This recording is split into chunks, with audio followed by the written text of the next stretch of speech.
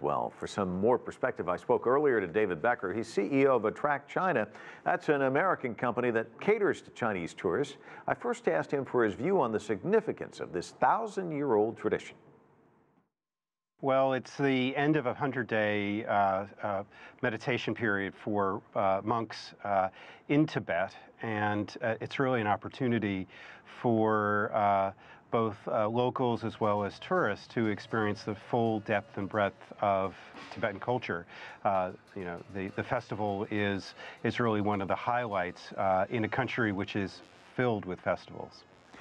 How does it help with tourism? I know you mentioned tourists come. Is it a draw?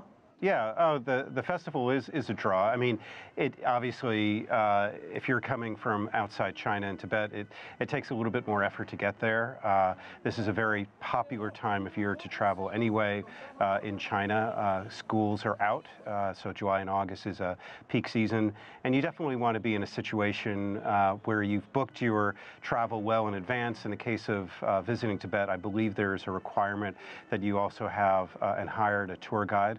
So whether it's travel by train, by air, finding a place to stay, or a tour guide, they're going to be in short supply unless you've planned fairly well in advance. And I guess tradition, a big part of this, but also at some point you've got to modernize along the way. How has it changed over the years? Well, I mean, obviously the high-speed rail into Lhasa, is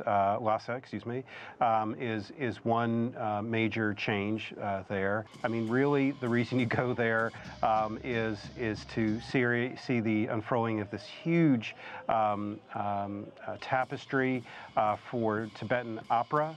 And for things like yak and horse racing and displays of horsemanship.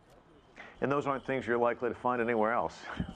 You're really not. I mean, this is a chance in a way for people to really display their ethnic pride, to display some of the traditions, whether it's of Buddhism or opera. And from what I understand, opera starts at about 10 or 11 in the morning and goes on till dusk.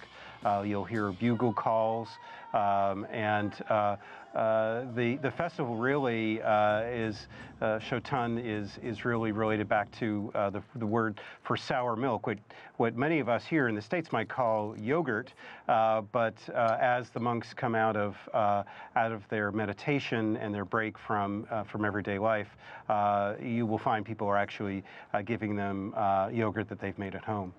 David Becker, thanks so much.